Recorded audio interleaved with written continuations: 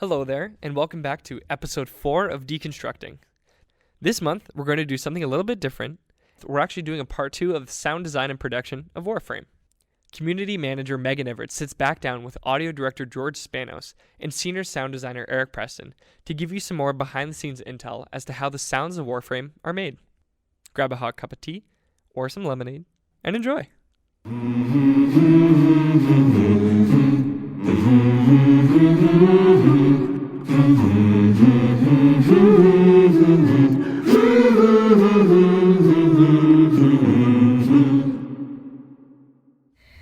So George, you've been here for 13 years. How has the sound design process changed since you started? It's changed a lot. I mean, the tools that we use to put sounds in the game have changed. So, plugins change, audio processing changes, even the software we use changes, and the game engine that we use has changed a lot. I remember when I first started here, weapons, for example, would just use 3 sounds for each weapon, and now it's probably, there's 3, 6, 9, probably 10 to 12 sounds playing at one time for each weapon type of thing to give it different layers and make it feel more realistic. And so there's been a lot of improvements that way. Music is another good example. We used to just put loops of music in, so a 2-minute piece of music would just get put into the game and it would just loop indefinitely, and now we have a whole dynamic system. So that's gotten better, and there's tons of other stuff that's just improved, and we kind of take pride in trying to keep the engine up to date and keep it fresh and keep it with all the latest sort of bells and whistles that we hear about that other games are doing. So yeah, there's been a lot of change that way. So yeah. So speaking about the bells and whistles and kind of the tech side of it, if there was no kind of boundaries or restraints on any of that, what is a sound that you wish you could put into Warframe? Yeah, I don't know. It's a tough question. I mean, I think for us, the biggest thing is always sort of memory constraints. And so we always want to get the highest fidelity sounds into the game. And we're still not quite there yet. Technology is still not at the point where we can just put uncompressed audio in the engine or play as many sounds at a time as we want, kind of a thing. So that's definitely something that we keep kind of working towards, and we keep trying to make better. Sure. So, but yeah, I mean, I think we each put what we want into the engine, into the game, we're always challenging ourselves. Every new Warframe, every new weapon, every new tile set, always try to put things into the game that we haven't put in there before. Always trying to push ourselves. Like Eric was saying, going to a pool and recording stuff. And we went to a sewage treatment plant as well that one time. That was right when I started too. And so it's always, that's the thing for us, is always like, what can we do that's different that we didn't do last time?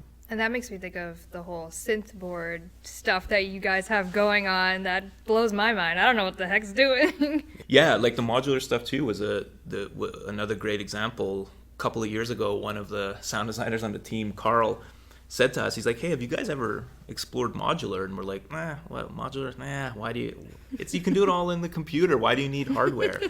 and then I think, was I the first? No, you were the first to buy. We got our order together. Yeah. We placed our first order together. Saved on shipping, got it together. Yeah. Right.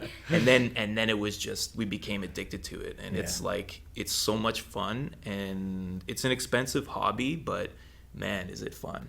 But for people who are interested in sound, it's the holy grail. It's so much fun. It's such a combination of interesting, new, unique tones, but also just the playfulness of it all. Just being able to really enjoy making these weird sounds and not thinking too much about it, because usually when you're using software, there's a tendency to sort of like overthink what you're doing. When you're creating audio, a lot of the time you just want to harness a feeling. And if you're not thinking too much about your input or what you're doing, you can kind of like get in touch with your emotions a little bit better. Now it sounds weird, but modular really lets you do that, because it's all knobs. You're just turning things. I think that's what blows my mind the most is there's how many knobs and buttons on that thing, and so much. And it's like the combinations are probably infinite if you calculate it, and that's part of the fun. Is it's like you'll never hear that exact same sound the same way. They're like fingerprints, they're all different. Yeah, and that's such a beautiful thing about it, because, you know, in a world of people using loops for things and using just pulling sound effects from libraries, it's so nice and refreshing to be able to put your own stamp on it. And that's why we try to record as much of our own stuff as possible to put into the game. And I think that's why a lot of the stuff that we do sounds unique, you know, because you chances are you won't hear it in another game. Absolutely. So. Do you recall the first sound that was from that synth board that we used? I do. Yeah? Yeah. It would have been the Hunhao boss fight. Oh, With all those with weird Octavia, glitchy sounds, the Octavia quest. Yeah. Right. Yeah, I used a lot of those sounds in that boss fight. That's right. Yeah. Yep. Yeah, and now it's like, Yeah. because it's like you can always find something new with it, which is super exciting. That's the thing, you have to keep it interesting, you have to keep it exciting, right? Like, you can't just do the same thing every day, because it's kind of boring, you know, to do that. And Warframe's going in a weird direction, so Yeah, the more exactly. synth The makes weirder, sense. the better. Yeah, I agree. We're going to go the Saw 7 route and just Yeah, exactly. mutilating everything. Yeah. So, without trying to spoil anything that's coming up, because we all know what's happening in Warframe, what real-life sound elements are you going to pull for the next potential open world or Railjack? Everyone knows Railjack's coming. So, what kind of sounds are you working on now? Yeah, Railjack actually, it's going to be a lot of different combinations of sounds. I don't know, we don't have anything immediately planned to go out record for it. I'd like to go out and record like gears and mechanisms and that kind of a thing, like find some old factory or something. I've been wanting to do that for a while, just to have a library of that kind of stuff. But what we'll a lot of times do is we'll go out and record, an opportunity to present itself. Like a few years ago, I recorded my snowblower because I'm like, oh, the snowblower makes an interesting sound, so I should record it. So I have a library of snowblower sounds that you never know. You might use them for something, and I've probably use them in weapons and that kind of a thing. So it's a lot of that too. It's a lot of like, oh yeah, remember that session that we did? Yeah, I wonder what was in there, if I could use something from there and bring it into this world. But there probably will be a bunch of recording sessions for Railjack. Just haven't figured that out yet. I think, well, one of the things that I remember Jeff posted maybe a week or so ago, he just grabbed some clips of like little RC cars, and then he pitched them way down. Right. And we kind of went, whoa, this could be really cool for Railjack ships, because we're going to have lots of enemy ships. So we might be doing a little RC session. Yep. And they have these microphones called extended frequency microphones. So they go way above human hearing.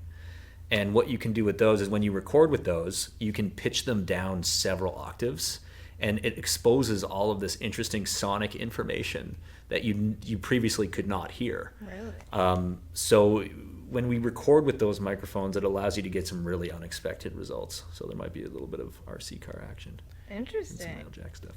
Yeah, that is a really cool thing, and you don't think about, right? Because right now in the room we're sitting in, there's probably a whole bunch of sound above human hearing that we just can't hear, and it's like, what's in there? And so it's a cool technique to use as a sound design tool to see what you can capture. Those microphones are expensive though. They are. They're like $4,000, but hey. We're gonna need everyone to buy Prime Access so we can buy Yeah, some microphones. please support our microphone.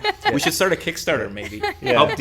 Help the DE sound team buy an extended frequency mic. You want better sound? Yeah. Yeah, exactly. You want to hear what bats hear? Yeah, exactly. Yeah, come on. We can know do you that. guys want to hear that. We know dog whistles. You want to hear that. You Hear the really dog do, whistle, right? Yeah. We can give you that. Yeah. Ben Burt was like the grandfather of that. Like, I remember listening to Star Wars early on and analyzing some of the sounds, and I was listening to some of the ship sounds. And when I actually just closed my eyes and listened, I was like, that's a motorcycle. Like 100%. All it is a recording of a motorcycle that's maybe pitched down 6 semitones or an octave. But when you put it up against the visuals, making the decision to make that match, that's where a lot of sound design comes in, because it's like, oh, when you take it out of the context of the real world and put it into the context of that spaceship, it works perfectly. And Ben Burt was so good at that. I think I try to strive for that sometimes. So there again, it's like, so something that is really high tech, that's in a future world, you're like, oh, I must use synths, I have to use modular, I have to use whatever. no, you don't. And that proof of that is that a lot of current day or older type of sounds can work for the future if you just kind of let your mind go to that place, you know. So Do you find yourself doing that a lot, where you watch movies or shows and you just kind of, you hear, as a sound designer, you hear what the sound actually is as you're watching it? Does that happen a lot? it's funny, like at one point for me, it's all I could do. I couldn't enjoy the movie or music or games for what they were. I was always analyzing it, but I've gotten better at just trying to lose myself in the wonderment of it. And then if something cool and interesting happens, then I'll kind of like go back and try to listen to it again. But I try to kind of let myself go in that moment. But it's hard to do, though. It is. Sound plays such a supporting. It's so important to support the visuals with sound. Like, as a sound designer, I think that's your number one goal. I'm never like, oh, I want to draw people's attention to this sound. It's always, no, I want to make people believe what they're experiencing. And I feel like I don't necessarily pick out cool sounds anymore in movies. It's more the opposite. When a sound doesn't work or when it pulls me out of what I'm enjoying, that's when I'll notice the sounds now, more so than the other way around. It's a good way of thinking of it, actually. If you're noticing a sound, it's probably not the right thing. Yeah. You know, and it's like you can notice a sound and be like, oh, that sounded cool. But if it takes you out of the moment, it's like the boom mic in the shot in a movie. It's like, oh, this is a movie. Oh yeah, right. Yeah, it just breaks that dimensional wall. Totally breaks that wall, and I think that's the mark of great sound design, is just when you don't notice it, then it's doing what it should be doing, which is ironic. But that's kind of the mark of great audio, I think. So outside of music and sound creation, what other passions or interests do you guys have? I don't. Feel free to plug away here, George and Eric. It's fine. Go on. Well, as some of you know, like sound is a big part of what I do, and so I make experimental music as Threat Machine. I'm on all of the streaming services, or go to threatmachine.com, check it out. It's some pretty weird stuff that will never make it into Warframe because it's too weird, I think. Hey, now. It's good weird, though. Yeah, I think it's okay. It's a good weird. And then outside of that, I don't. It's funny, like I enjoy playing games, watching movies, listening to music. You know, a bit of reading, long walks on the beach.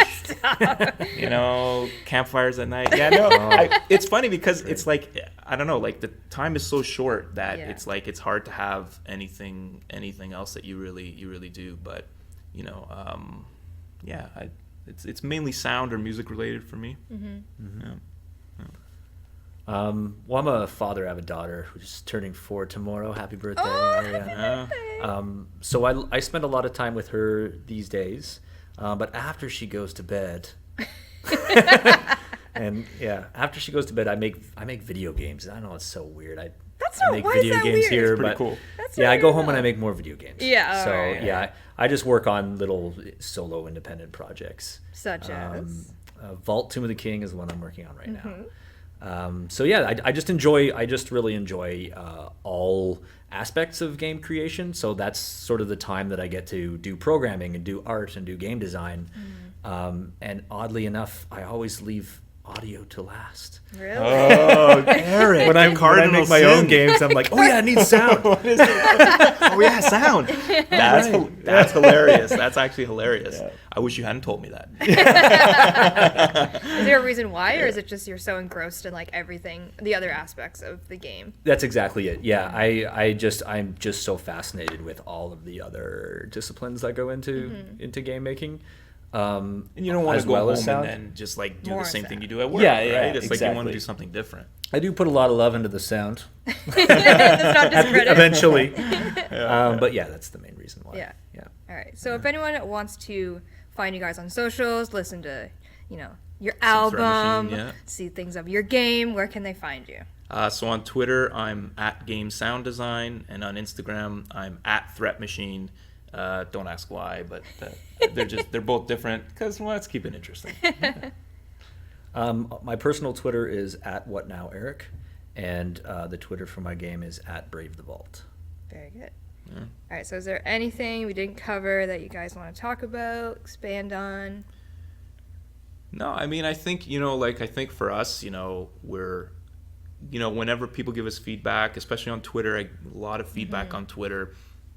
We read all of it, and I love it when players interact with us and tell us if it's something they don't like or if it's something they like. And it's like, it's great to know that you're out there and you're playing the game, and it's great to hear your feedback on things.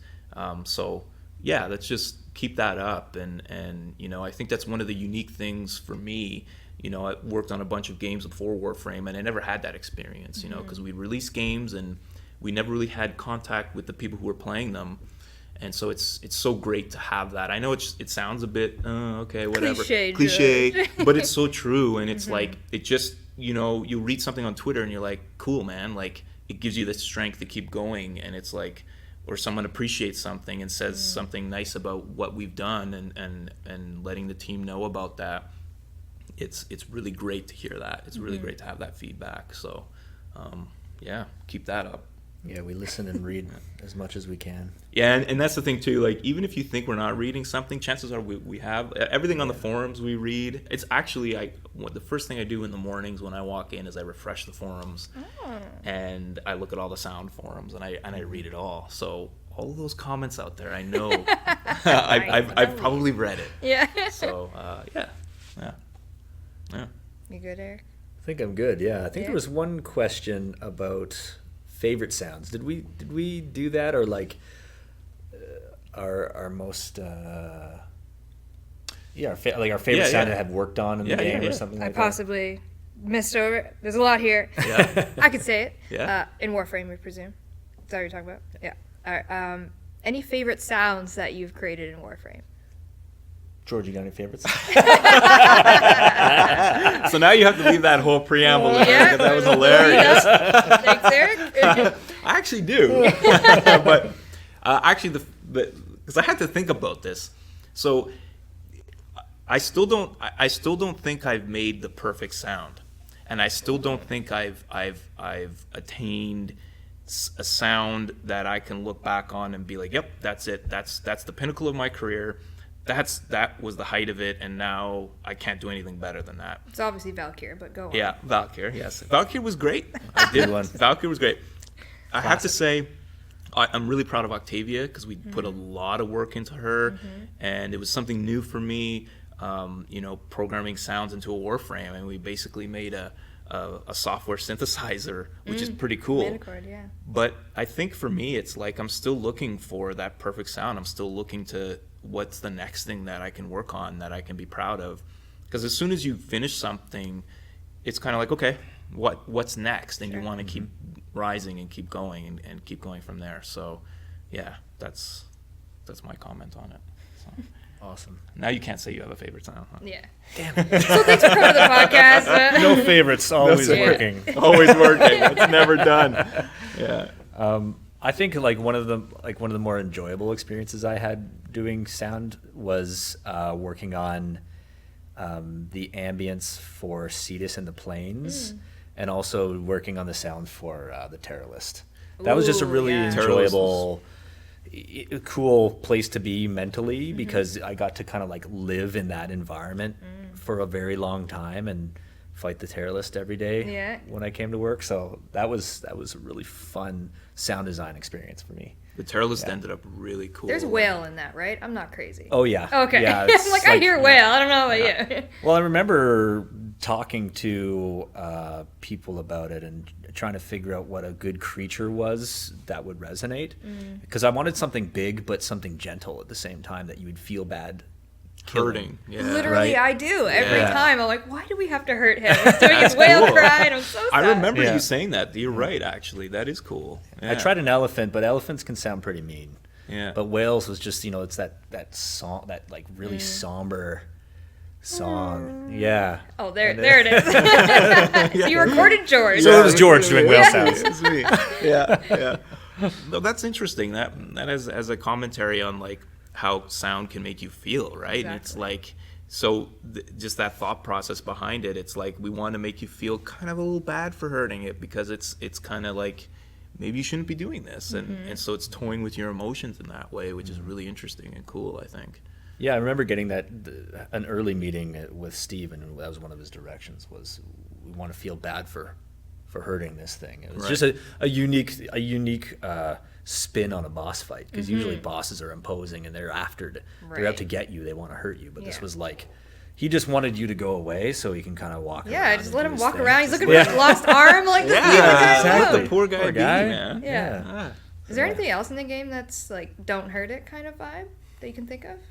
I can't, but maybe you guys can. Not off the top of my head. Don't hurt it. I mean, don't hurt the animals. You're trying to conserve them. I Yeah. accidentally kill them all the time, but that's just an accident. The cavats and all I swear that. it's an I swear it's accident. an accident. Yeah. Got twitchy fingers. We had a hard time actually with the feral cavats, I think. Oh, yeah. Jeff, one of the sound designers on the team, did the pets and made them sound really, cute and lovable. And then I was like, okay, now we have to make like the wild ones that kind of like attack you, like. And it was hard to kind of have that. Okay, how do we make it sound like it's the same kind of animal, but a rabid version of it or whatever? So that was interesting. And a side note from that, Jeff has a little video. I think he used his dog. He has like a little chihuahua. And when the chihuahua sleeps, it does this cute little purring sound. And I remember he recorded that for it. And so that was pretty cool. So Jeff's pet chihuahuas in the game. Yeah, he's done a lot of animals in the game. He's recorded actually a lot of animals. He did the original Kubro sounds, right? He did the Kubros, cavats. All the conservation stuff as well. All the conservation stuff very too. good. Yep. Yeah, Jeff's the animal, man. He is. He's an animal. He's an animal. We got Blue Tube Man. We got Animal Man. Yeah, exactly. What are you, George? I don't know. What's your claim to fame over there? Yeah, my claim to fame. G-Man. The G-Man. There you go. Choking in the garage, man. Yeah, exactly. I don't know why I can't let you live that down. Yeah. When I heard that, I was like, what was that even for? I can't remember. Oh, that was a sacrifice. The video that I made, the sacrifice for the patient in the bed. And it was like, what's the sound of someone trying, like, choking and suffocating, struggling to breathe. Well, the best way to do it is to kind of do that to yourself. Oh, that makes me so uneasy, that sound. And I literally was going to pass out. Yes. Oh God. And so I went into Travis, one of our other sound designers. I went into his office and I'm like, okay, like, because he tried a bunch of different things. And that's the other thing too. Sometimes you can try a whole bunch of different things that to build a sound from, but sometimes it's better just to record the real thing. Yeah. And so I'm like, okay, let's set up a microphone and let's do it. And I sacrificed myself. I literally. You are the sacrifice, George. I am the sacrifice. I literally almost passed out. Like, Wow. seriously, like after we did it, I was like, okay, I gotta like take a break here because I'm hyperventilating. And so I record that quick. I suffer from my art. I bleed from my art. But yeah, that's fun. It makes it exciting, right? Absolutely. Yeah, on a Tuesday. And you're okay now. Just a normal Tuesday. Tuesday at 10 a.m. Yeah, Sure. real way to punch up your day. Yeah. All right, before we end the podcast, any advice out there for anyone that wants to start in the audio industry? Yeah, I think just like we said, it's like just keep doing it and look for opportunities wherever, and don't feel like, if you don't have the latest equipment or you don't have this piece of gear or that piece of gear, like the equipment isn't what makes you have talent. The equipment helps you realize the end goal, but there's so many people that make cool stuff with the least amount of equipment. Don't let that hold you back. Air Jordans didn't make Michael Jordan the amazing basketball player that he is, right? Like, They just made him look stylish. Yeah, and made him a lot of money Still probably. But like, just remember that it's not about the tools you have. It's about like your creativity, and work on that as much as you can. And a lot of people ask me too, it's like, how do I get into a game studio? Like, start off small, find some independent mobile game companies that are looking for someone to do sound, and just say, hey, I'll work on your game, and just try to build your credit list from that, and never say no, and always say yes, and always try to make something unique and something that you're happy with, I think. And then that's what shows. So A big thank you to George and Erich for being on the show this month, and to you for listening. Tune in next month for another episode of Deconstructing.